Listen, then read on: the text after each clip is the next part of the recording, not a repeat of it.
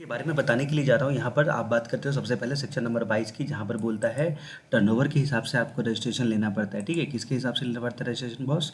तो आपको टर्नओवर के हिसाब से रजिस्ट्रेशन लेना पड़ता है। इसका मतलब क्या होता है कि आपका अगर 20 लाख या 40 लाख एक्सीड करता है गुड्स के केस में, सर्विस के केस में 20 लाख और गुड्स के केस में 40 लाख, इन तीन स्टेट के लिए जम्मू कश्मीर, हिमाचल प्रदेश और अरुणाचल प्रदेश, ठीक है, JHA, ये तीन स्टेट के केस में आपका अगर ये लिमिट एक्सीड करता है तो आपको नॉर्मल तरीके से रजिस्ट्रेशन लेना पड़ेगा। रजिस्ट्रेशन आपका जैसे लिमिट एक्सीड करता है उसके 30 दिनों के अंदर में अप्लाई करना पड़ता है, वो भी RG01 फॉर्म में। RG01 फॉर्म के बारे में हम लोग जानेंगे सेक्शन नंबर 25 में, जहाँ पर बोलता है अगर तुम सेक्शन 22 के हिसाब से या 24 के हिसाब से लायबल होते हो तो तुमको 30 दिनों के अंदर में RG01 डालना पड़ता है। उसका प्रोसीजर बताया गया है, पार्ट ए और पार्ट बी आपको डालना पड़ता है। चलो कहानी आगे बढ़ती है। हम लोग यहाँ पर बात करते हैं कि कुछ स्टेट है जिसमें आप बोल सकते हो कि आप मस्त मेमोरी टेक्निक बताते हो। ठीक है, जहाँ सर आप मस्त मेमोरी टेक्निक बनाते हो तो APMUST आप मस्त। अरुणाचल प्रदेश, पुडुचेरी, मेघालय, उत्तराखंड, सिक्किम और तेलंगाना, ये स्टेट में 20 लाख का लिमिट है। ठीक है, सप्लाई करने का। और जो MMNT, मणिपुर, मिजोरम में, नागालैंड और त्रिपुरा, ये केस में जो है ना वो आपका ये लिमिट जो है बताया गया है 10 लाख का। ठीक है, कुल मिला के ये देखा जाए कि 10 लाख का लिमिट है और एक में 20 लाख का लिमिट है। और उसके बाद जो है ना यहाँ पर बात करते हैं कि इनके केस में, JHA के केस में गुड्स एंड सर्विस को बाइफरकेट कर दिया गया है। ऑलरेडी तुम्हारा एग्जिस्टिंग लॉ में यानी कि एक्साइज वगैरह में रजिस्ट्रेशन था तो अपॉइंटेड डेट यानी कि 1 जुलाई 2017 के 30 दिनों के अंदर में तुमको अप्लाई कर देना था। अगर तुम्हारा ट्रांसफर या सक्सेशन होता है तो ट्रांसफर या सक्सेशन वाले डे से, यानी कि अगर तुम A ने B को ट्रांसफर किया तो जिस दिन B ने को ट्रांसफर किया उस दिन B को उसके 30 दिनों के अंदर में वो लायबल हो जाएगा, रजिस्ट्रेशन उनको लेना पड़ेगा। अमलकमीशन डीमर्जर का मामला है तो जिस दिन कोर्ट से तुम ऑर्डर लेके आते हो, ROC तुम्हारा नई कंपनी को इनकॉर्पोरेट करता है तो नई कंपनी के नाम से नया रजिस्ट्रेशन निकालना पड़ेगा। अगर एजेंट और प्रिंसिपल का मामला है तो फिर जो भी टर्नओवर होगा वो प्रिंसिपल के ही टर्नओवर में ऐड हो जाएगा। अगर जॉब वर्कर को भेजा और वहीं से डायरेक्टली रिमूव कर रहे हो, सेक्शन 143, 143 यानी कि आई लव यू वाला सेक्शन वाला मामला, तो अगर मान लो प्रिंसिपल का ही टर्नओवर में ऐड हो जाएगा, क्योंकि ये भी एक तरह का एजेंट होता है, उन्हीं की जगह से तुम सप्लाई कर रहे हो। कुछ केस में बोलता है कि नॉट लायबल फॉर रजिस्ट्रेशन, नारे नारे नारे, ये गाना करके आप सुन सकते हो, यानी कि N for not liable for registration. ठीक है, तो जिनको GST नंबर लेने की आवश्यकता नहीं होती है उसके बारे में हम लोग यहाँ पर बात करते हैं। तो नॉट लायबल फॉर GST, जो GST देने के लिए लायबल नहीं, वो काय को करेगा GST का रजिस्ट्रेशन? जैसे कि तुम दारू बेचते हो, 5 प्रकार के पेट्रोल प्रोडक्ट बेचते हो, एग्जम्प्टेड सप्लाई या होली एग्जम्प्टेड सप्लाई है तो रिवर्स चार्ज मैकेनिज्म में केवल तुम फॉल करो, तुम फॉरवर्ड चार्ज में फॉल ही नहीं करो, ओनली रिवर्स चार्ज करते हो।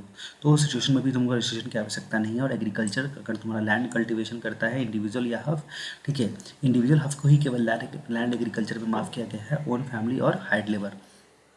सेक्शन 24 बताता है कि कुछ केस में कंपल्सरी रजिस्ट्रेशन होता है, जिसके लिए मेमोरी टेक्निक थी आपकी डॉन वाली कहानी कि डॉन को 11 मुल्कों की पुलिस पकड़ नहीं पाई, पर इंटरस्टेट सप्लाई करते के साथ आपने उसको पकड़ के उसका रजिस्ट्रेशन डील ले डाला। यानी कि D for input service distributor, वो का मतलब online information database access retrieval service, online, बस इतना ही याद रखो ऑफर। और N का मतलब non taxable online recipient. Non taxable online recipient को जो सर्विस देगा ना उसको पक्का रजिस्ट्रेशन लेना पड़ेगा। ये लोग को नॉन टैक्सेबल ऑनलाइन रिसिपिएंट, ये लोग आम आदमी है जिनको GST देने के लिए वो लायबल नहीं होते।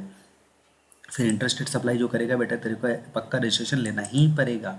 ठीक है, फिर बात करते हैं कैजुअल टैक्सेबल पर्सन, उसको भी पक्का रजिस्ट्रेशन लेना ही पड़ेगा। रिवर्स चार्ज मैकेनिज्म से जो कि रिसिपिएंट है, ठीक है, आप रिसिपिएंट और रिवर्स चार्ज मैकेनिज्म वाले, तो सिचुएशन में यहाँ पर आपको बोल दिया गया कि क्या बोलते हैं, आपको पक्का रजिस्ट्रेशन लेना पड़ेगा।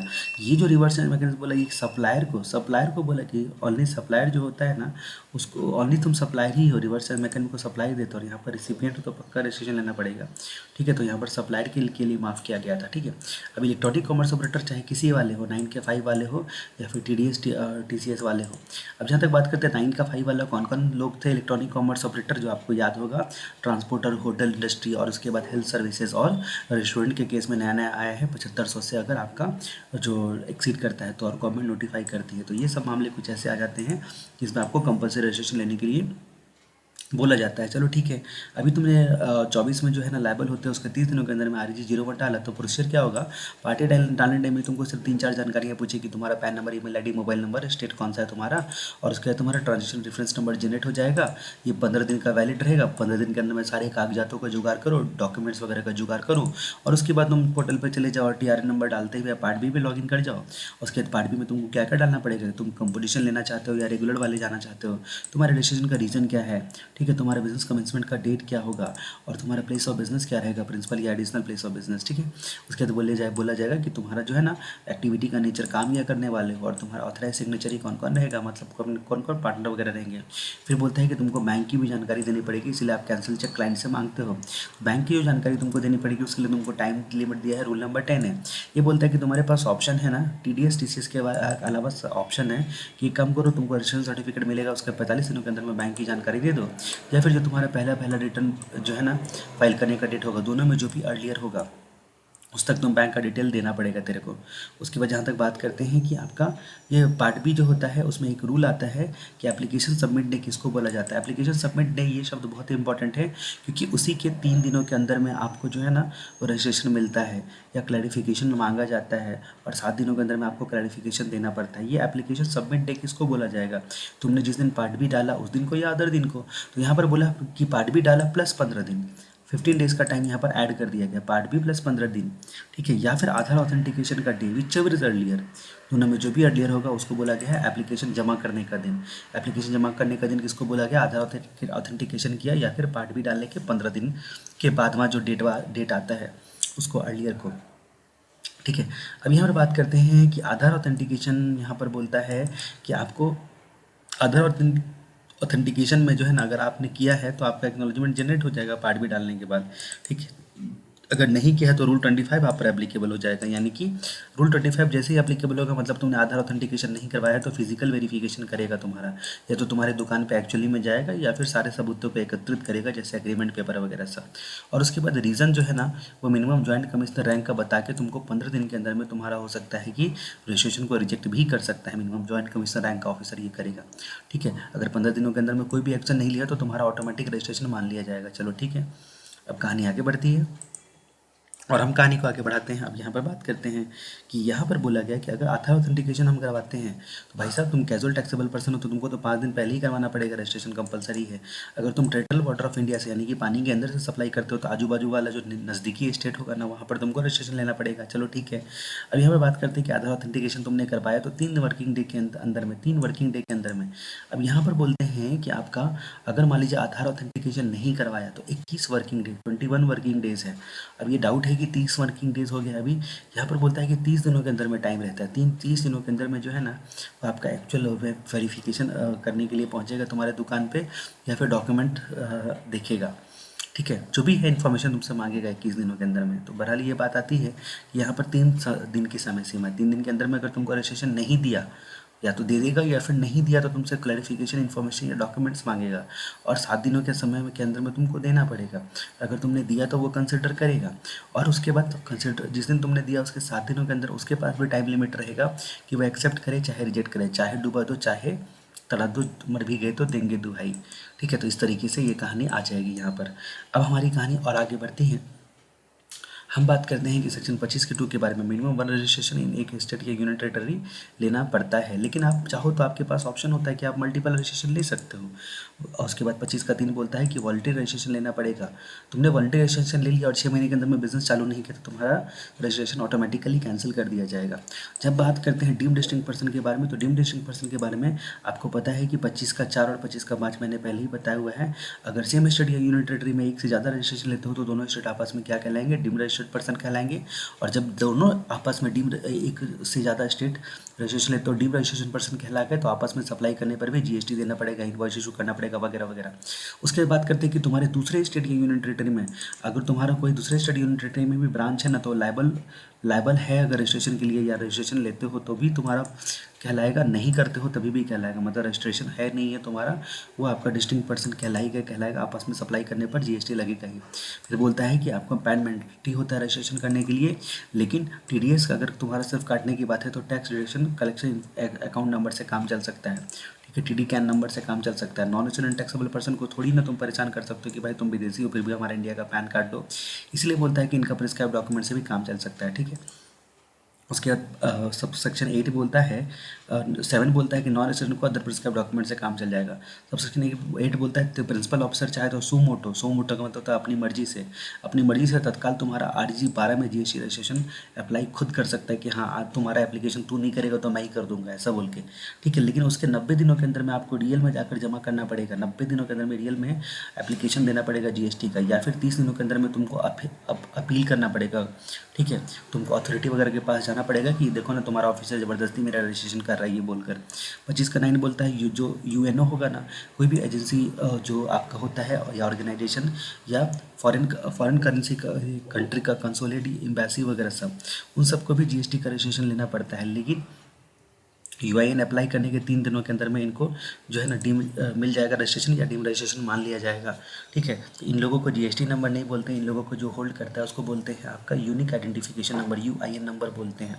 ठीक है, अब जहाँ तक बात करते हैं कि आपका RG 006 फॉर्म में 15 डिजिट का GST नंबर आपको मिलता है, GST IN मिलता है आपको। ठीक है, यहाँ तक की बात उम्मीद करता हूँ कि आपको समझ में आ गई होगी।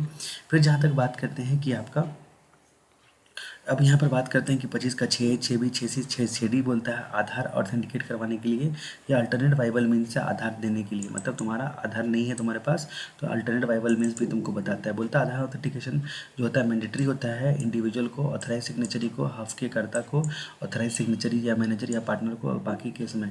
लेकिन यहाँ पर बोलता है कि नॉट रिकॉर्ड, किसी को बोलता है आधार ऑथेंटिकेशन की जरूरत नहीं कि तुम अगर नॉन सिटीजन हो या सेंट्रल गवर्नमेंट स्टेट गवर्नमेंट का एस्टेब्लिशमेंट डिपार्टमेंट हो या फिर लोकल अथॉरिटी या स्टैट्यूटरी बॉडी हो या PSU हो या फिर तुम UIN वाले हो। ठीक है, अब यहाँ पर बात करते हैं डीम रजिस्ट्रेशन के बारे में। बोलता है कि एक अगर स्टेट या UTGST में आप रजिस्ट्रेशन लेते हो तो माना जाएगा CGST एक्ट में रजिस्ट्रेशन ले लिया वो वैलिड हो जाएगा, या फिर CGST एक्ट में लिया तो इधर वैलिड माना जाएगा। अब बोलता है कि जो डेट स्पेसिफाई किया गया था उसके केस में रिस्पॉन्स नहीं किया, यहाँ जो हम लोगों ने अलग अलग प्रकार के डेट देखे थे 7 दिन 21 दिन वगैरह वगैरह, तो उस सिचुएशन में डीम रजिस्ट्रेशन मान लिया जाएगा। चलो ठीक है, अगली बात हम आते हैं सेक्शन नंबर 27 पे। सेक्शन नंबर 27 बोलता है कैजुअल टैक्सेबल पर्सन और नॉन रेसिडेंट टैक्सेबल पर्सन को, कैजुअल को RG 01 में और नॉन रेसिडेंट को 09 में एप्लीकेशन देना पड़ेगा GST रजिस्ट्रेशन के लिए। कैजुअल वाला जो होता है GSTR 1 2 3 फाइल करेगा, लेकिन यहाँ पर non resident taxable person GSTR 5 file करेगा। फिर बात करते हैं कि आपका जो कैजुअल वाला होता है या फिर NRTP होता है, CTP NRTP, किसी के केस में एनुअल रिटर्न फाइल करने का क्राइटेरिया नहीं, इन लोगों का एनुअल रिटर्न नहीं जाता है। उसके यहाँ पर बात करते हैं कि आपका जो इनको रजिस्ट्रेशन मिलेगा वो पैन, और जो विदेशी हैं ये लोग तो NRTP है तो अदर डॉक्यूमेंट पे भी रजिस्ट्रेशन मिल जाएगा। फिर बोलता है लेकिन दोनों के मामले में एक बात बताया गया है कि मैंडेटरी 5 दिन पहले, बिजनेस चालू करने के 5 दिन पहले ही रजिस्ट्रेशन लो, अगर तुम कैजुअल हो या नॉन रेसिडेंट टैक्सेबल पर्सन हो। ये क्या होता है हमने पहले ही देख रखा है। फिर बोलता है कि इनको टर्नओवर का लिमिट को 20 लाख 40 लाख देखने की ज़रूरत भी नहीं है। फिर बोलता है कि ये लोग जो पैसा देंगे वो इलेक्ट्रॉनिक क्रेडिट लेजर से दे सकते हैं, यानी कि एस्टिमेटेड टैक्स के हिसाब से और एस्टिमेटेड IT से तुम्हारा क्या होगा एक एडजस्टमेंट करके ले लो। तुम्हारा रजिस्ट्रेशन 90 दिनों के लिए वैलिड होगा, जिसको और 90 दिनों के लिए तुम एक्सटेंड करवा सकते हो क्योंकि तुम कैजुअल टैक्सेबल पर्सन या नॉन रेसिडेंट टैक्सेबल पर्सन हो। फिर बात करते हैं कि अमेंडमेंट इन रजिस्ट्रेशन, अगर तुमको रजिस्ट्रेशन में अमेंडमेंट करवाना है तो तुम्हारा जिस कारण से भी अमेंडमेंट हो रहा है जिसको बोलते हैं चेंज वारंट, तुम्हारा चेंज वारंट होते हैं कि 15 दिनों के अंदर में तुमको अप्लाई करना पड़ेगा। अमेंडमेंट 2 कारण से होता है, या तो कोर चीज़ें तुमको बदलनी है या नॉन कोर चीज़ें बदलनी है तुमको। ठीक है, अगर तुमको कोर चीज़ें बदलनी है तो प्रॉपर ऑफिसर के हाथ में है कि वो एक्सेप्ट करेगा कि रिजेक्ट करेगा। कोर चीज़ें में होती है legal name, place of business, principal place of business या additional place of business, partner director करता है, मैनेजिंग डायरेक्टर, ट्रस्टी या इलेक्ट्रॉनिक कॉमर्स ऑपरेटर, ये सब तुमको चेंज करना है। 75/2019 नोटिफिकेशन बोलता है कि कमिश्नर को क्या बोलते हैं रिट्रोस्पेक्टिव अमेंडमेंट जो है ना राइटिंग में रिक्वेस्ट दोगे तो वो कर सकता है कि भैया पहले से बैक डेट से थोड़ा कर दो ये काम, तो वो कर सकता है। नॉन कोर में क्या होता है, तो यानी कि पोर्टल में तुम सेल्फ वेरीफाई करो, जैसे तुमको मोबाइल नंबर चेंज करना, ईमेल ID चेंज करना, तो ये नॉन कोर मामले हो गए। अब रजिस्ट्रेशन कैंसिलेशन करने की बात करते हैं, क्या तुम्हारा रजिस्ट्रेशन कैंसिल किया जा सकता है, तो यहाँ पर बोला गया है कि प्रॉपर ऑफिसर तुम्हारा कैंसिल कर सकता है, या तुम्हारी खुद की मर्जी है, तुम चाहो तो खुद भी कैंसिल कर सकते हो, सुमोटो का होता है। ठीक है, यहाँ पर प्रॉपर ऑफिसर करता है। अगर तुम्हारा बिजनेस बंद हो गया या तुम्हारा पैन बदल गया या तुम बिजनेस को ट्रांसफर कर दिए या फिर प्रोप्राइटर का डेथ हो गया या कंपनी का डिस्पोजल हो गया या अमालगमेशन डिमर्जल हो गया, चेंज इन कॉन्स्टिट्यूशन हो गया, या फिर कोई भी जो है ना नो लॉन्गर आप केवल तुम TDS TCS के लिए रजिस्ट्रेशन लिए थे लेकिन अब लायबल नहीं हो। ये कब होता है, जब तुम सरकार वगैरह को सप्लाई करते हो तो TDS TCS लेना पड़ता है। जो भी इवेंट होगा उसके 30 दिनों के अंदर तुम अप्लाई करो और तुम्हारा रजिस्ट्रेशन जो होता है वो 30 दिनों के अंदर, आने वाले 30 दिनों के अंदर में कैंसिल कर दिया जाएगा। ठीक है, चलो मान लीजिए अगर प्रॉपर ऑफिसर कैंसिल करता है तो तुम्हारा बिजनेस ही चालू नहीं हुआ 6 महीने के अंदर में, तो भी वो कैंसिल कर देगा। ठीक है, उसके जहाँ तक बात करते हो तुम सप्लाई करते हो लेकिन इनवॉइस या बिल ऑफ सप्लाई इसको नहीं करते हो, या 171 का नापा का रिपोर्ट के हिसाब से तुमने एक्शन नहीं लिया। नापा का रिपोर्ट क्या होता है? National anti profiteering authority. अगर तुम्हारा जीएसटी का रेट कम हो चुका है लेकिन फिर भी तुमने अपने प्रोडक्ट का प्राइस कम नहीं किया, जैसे ऑटो वाले का पेट्रोल का दाम गिरने के बाद भी वो कम नहीं करेंगे, ऐसे लोगों को पकड़ता है नापा। ठीक है, जीएसटी में ऐसे लोगों को पकड़ता है नापा कि तुम्हारा रेट जो है ना वो कम हो गया है, या आईटीसी तुम्हारा जो है ना तुमको अब ज़्यादा मिल रहा है, तो तुमने अपने प्रोडक्ट या गुड्स का प्राइस क्यों नहीं कम किया। सेक्शन 9 यानी कि नॉर्मल रजिस्ट्रेशन के 6 महीनों के अंदर में अगर आपने 6 महीने तक रिटर्न नहीं डाला, ठीक है, सेक्शन 10 के केस में कोई रिटर्न नहीं डाला आपने, क्या बोलते हैं 3 कॉन्जिक्यूटिव रिटर्न नहीं डाला, तो या रजिस्ट्रेशन फ्रॉड से लिया है, या फिर वॉलंटरी रजिस्ट्रेशन के 6 महीने के अंदर में बिजनेस चालू नहीं किया, तो बहरहाल जो भी इवेंट हो आपको पहले सो कॉज नोटिस देकर 7 दिनों के अंदर में रिप्लाई के लिए मौका दिया जाएगा। अगर आपके रिप्लाई से सेटिस्फाइड नहीं होता है तो RG 020 में कैंसिल कर देगा 30 दिनों के अंदर में। ठीक है, और जिस दिन आपको कैंसिल किया ऑर्डर डे या उसने जो जिस दिन नोटिफाई किया है विच एवर अर्लियर से आपका कैंसिल मान लिया जाएगा जीएसटी रजिस्ट्रेशन। उसके बाद अगर आपसे एप्लीकेशन सेटिस्फाइड हो गया तो उसके मतलब यानी कि क्या बोलते हैं उसको, सेटिस्फाइड हो गया तो सारा पैसा जमा करवा लेगा जो भी टैक्स इंटरेस्ट पेनल्टी फीस वगैरह का होता है, और आपका रजिस्ट्रेशन कैंसिल नहीं करेगा। फिर एक बार आपका रजिस्ट्रेशन कैंसिल हो गया तो आप उसका रिवोकेशन भी करवा सकते हो। ठीक है, विद इन 30 दिन आपका एप्लीकेशन देना पड़ेगा, उसमें 30 दिन एडिशनल जॉइंट कमिश्नर बढ़ा सकता है और उसमें कमिश्नर 30 दिन और बढ़ा सकता है। प्रॉपर ऑफिसर जो है ना वो आपका इतने दिनों के अंदर में देखो आपको 90 दिन का टोटल मौका मिल रहा है। Within prescribe period proper officer accept या रिजेक्ट, तुमने रिवोकेशन के लिए 30 दिनों के अंदर में बोल दिया तो प्रिस्क्राइब ऑफिसर जो है ना एक्सेप्ट या रिजेक्ट कर सकता है। फिर जहाँ तक बात करते हैं कि यहाँ पर भी एक रूल हम लोगों ने देखा था किस चीज़ के बारे में, तो मैंने आपको बताया था रूल 10B लास्ट में है। ठीक है, तो अब यहाँ पर बात करते हैं कि उसी रूल 10B के बारे में देखते हैं ये होता क्या है। आधार लिंक बोलते हैं न्यू रजिस्ट्रेशन में और ओल्ड रजिस्ट्रेशन में। ओल्ड रजिस्ट्रेशन का जो तरीका होता है वो रूल 10B बताता है। ओल्ड रजिस्ट्रेशन का मतलब क्या कि तुम पहले से सर्विस टैक्स एक्साइज लॉ में रजिस्टर्ड थे, तो यहाँ पर बोलता है कि विदाउट लिंक, यहाँ पर बोलता है कि विदाउट लिंक तो export of goods by custom department, तो फिर बोलता है कि विदाउट लिंक जो होता है ना ये आपका चलेगा ही नहीं। और यहाँ पर बोलता है कि रिवोकेशन एप्लीकेशन रिफंड या IGST रिफंड, इसके केस में विदाउट लिंक भी आप जो है ना ये चीज़ नहीं कर पाओगे, रिफंड वगैरह क्लेम नहीं कर पाओगे। ठीक है, तो ये कुछ मामले में तो आप पक्का है कि रियल लाइफ में तो फिर भाई आपको रजिस्ट्रेशन यही करना पड़ता है। ठीक है, लेना ही पड़ता है। अब यहाँ पर बात करते हैं कि electronic commerce is not required additional registration. ठीक है, if already registered as per section 24, section 24 में तुम इको हो तो कैसा पक्का रजिस्ट्रेशन हो। ठीक है, pan masala tobacco ice cream aerated water bricks and tiles, ठीक है, अर्थन और रूफिंग टाइल जो भी होगा, registration limit is not ₹40 lakh as other goods.